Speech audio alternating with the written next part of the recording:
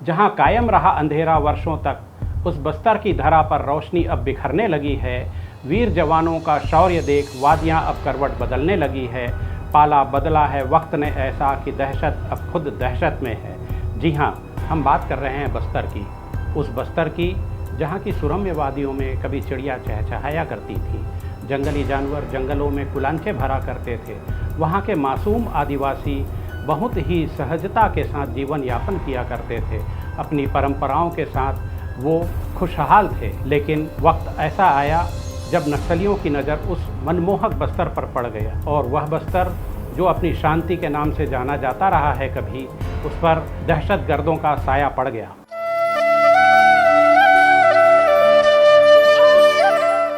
नमस्कार, आप देख रहे हैं सीजी भास्कर और मैं हूं जितेंद्र शर्मा। अभी हम बात कर रहे हैं बस्तर और नक्सलवाद की। जी हाँ, उस बस्तर की बात कर रहे हैं जहाँ के आदिवासी पहले कभी अपने शौर्य के नाम से जाने जाते रहे हैं। उनका शौर्य इतना था कि चिटगांव से पहले भी अंग्रेज़ों के खिलाफ उन्होंने 4 बार आंदोलन किए थे। ये आंदोलन हलबा विद्रोह के नाम से जाना जाता रहा, लेकिन अंग्रेज़ों ने इस आंदोलनों को दबा कर रख दिया, और बस्तर के इन हलबा आंदोलनों से अंग्रेज़ भी इतना घबरा गए थे कि उन्होंने शेष भारत से बस्तर को अलग कर दिया, और वहाँ की संस्कृति या वहाँ की जो कुछ भी चीज़ें हैं उसको भारत के दूसरे भागों में नहीं आने दिया। यही कारण था कि बस्तर शेष भारत से कटा हुआ रहा। इसके बाद आज़ाद भारत में पश्चिम बंगाल के नक्सलबाड़ी में 1967 में एक आंदोलन हुआ, जिसे नक्सली आंदोलन का नाम दिया गया। यह आंदोलन समय के रहते ख़त्म हो गया, लेकिन वामपंथ को यहीं पर ज़मीन मिली। इस ज़मीन को उसने पूरे देश में विस्तार दिया, और नक्सल आंदोलन के नाम से, नक्सलवाद के नाम से पूरे देश में उन्होंने जाल फैलाया। पश्चिम बंगाल, उड़ीसा, छत्तीसगढ़ आदि कई राज्यों में उन्होंने इसका फैलाव किया। इनमें छत्तीसगढ़ में बस्तर और सरगुजा भी अहम थे। सरगुजा चूँकि झारखंड से लगा हुआ इलाका है, अतः वहाँ के जो उग्रवादी थे, अपराधी प्रवृत्ति के लोग थे, वो नक्सल आंदोलन से जुड़े, और वहाँ पर इस नक्सलवाद को ख़त्म करने में पुलिस को ज़्यादा समय नहीं लगा। लेकिन बस्तर में इन्होंने पूरी सोच समझ और रणनीति के तहत प्रवेश किया था, और आंध्र प्रदेश कैडर के नक्सली यहाँ पर नेतृत्व कर रहे थे। और बस्तर चूँकि शेष भारत से कटा रहा है, वहाँ के आदिवासी वैसे ही बहुत भोले भाले हैं, तो उनको वहाँ पर अपनी ज़मीन बनाने में ज़्यादा सहूलियत हुई। और बस्तर एक ऐसा क्षेत्र है जो बस्तर को अंग्रेज़ों ने शेष भारत से तो काट ही दिया था। भारत के आज़ादी के बाद भी बस्तर पर विशेष ध्यान नहीं दिया गया, विकास की किरणें वहाँ नहीं पहुँची। यही कारण था कि वहाँ के आदिवासी विकास की मुख्य धारा से कभी जुड़ नहीं सके। इसके बाद आप लोग यह जानते ही होंगे कि बस्तर महाराजा प्रवीणचंद भंजदेव की हत्या की गई, और उस हत्या की कहानी से आप वाकिफ़ होंगे। इस हत्याकांड ने नक्सलियों को एक और बड़ी ज़मीन वहाँ पर दी, जिसके चलते बस्तर के जो आदिवासी हैं वो नक्सलियों पर भरोसा करने लगे। उन्हें लगने लगा कि यही हमारी सरकार है, यही चाहेंगे तो हमारा कुछ विकास हो पाएगा, उनकी जो मांगे हैं, मुरादें हैं, वो पूरी हो पाएंगी। लेकिन नक्सलियों के मंसूबे इसके ठीक विपरीत थे। उन्होंने तो पहले बस्तर के आदिवासियों की सेवा की, उसके बाद फिर उन पर राज करना शुरू कर दिया, उनसे लेवी लेना शुरू किया। उसके बाद जब वहाँ के आदिवासियों को बातें समझ में आई, वो धीरे धीरे उनसे कटने लगे। जब वो कटने लगे तो वही नक्सली जो उनके कभी सेवाकार हुआ करते थे, उनकी हत्याएं करने लगे। जब पुलिस एक्शन में आती तो वो पुलिस का भी विरोध करने लगे। बस्तर जो कभी शांत हुआ करता था, वहाँ पर गोलियों की आवाज़ें सुनाई देने लगी, बम के धमाकों की आवाज़ें सुनाई देने लगी, बस्तर में खूनी खेल खेले जाने लगे। यह सब बिना राजनीतिक संरक्षण के संभव नहीं था। प्रशासन की भी कहीं ना कहीं इन्हें समर्थन प्राप्त था। यही कारण था कि बस्तर अशांत हो गया, और यहाँ की अशांति पूरे विश्व में फैल गई। लोग छत्तीसगढ़ और बस्तर के नाम से घबराने लगे।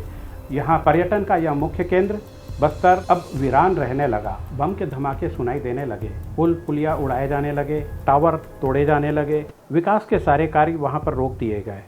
एक प्रकार से नक्सलियों ने वहाँ पर अपनी समानांतर सत्ता सरकार चलानी शुरू कर दी। निरीह आदिवासी मारे जाने लगे, जवानों को बम विस्फोटों में उड़ाए जाने लगे। यह सब बिना राजनीतिक संरक्षण के संभव नहीं था। प्रशासन का भी इसमें पूरा हाथ था। भ्रष्टाचार चरम पर पहुंच गया। यही कारण था कि वहाँ के जो आदिवासी हैं वो अपने आप को किसी न किसी प्रकार से निरीह समझने लगे, उनका कोई देखभाल करने वाला नहीं रहा। इधर नक्सली उन्हें परेशान करते, इधर प्रशासनिक जो अधिकारी हैं, जो खाकी वर्दीधारी हैं, वो भी परेशान करने लगे। कुल मिलाकर के वहाँ पर स्थिति ऐसी बन गई कि इधर जाएं या उधर, उन्हें कुछ समझ में नहीं आने लगा। अल्टीमेटली अभी हाल में मोदी सरकार ने अपनी दृढ़ इच्छा शक्ति दिखाई और नक्सलवाद के खात्मे का संकल्प पूरे देश से लिया।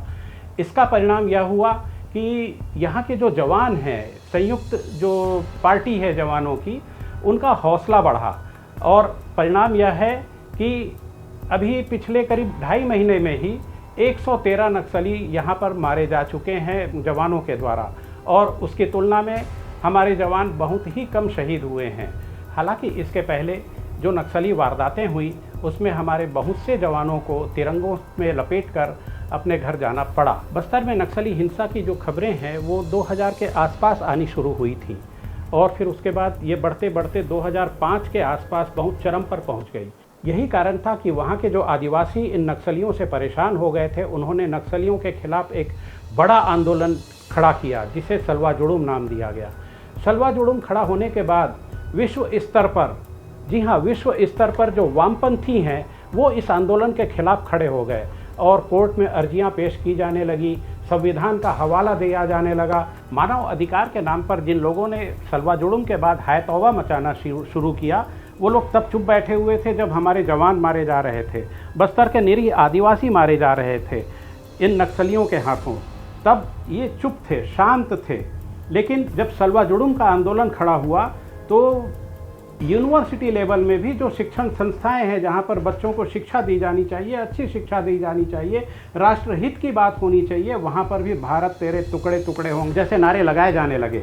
यह भारत के लिए बहुत दुखदायी था और अंततः सुप्रीम कोर्ट के आदेश पर सलवा जुड़ूम आंदोलन को रद्द कर दिया गया, बंद कर दिया गया। सलवा जुड़ूम आंदोलन बंद होने के बाद एक बार फिर इन अवांछित तत्वों को मौका मिला और इन्होंने देश प्रदेश के साथ ही इंटरनेशनल लेवल पर फिर से इस नक्सल आंदोलन को हवा देना शुरू किया और नक्सली फिर से वारदातों को अंजाम देने लगे।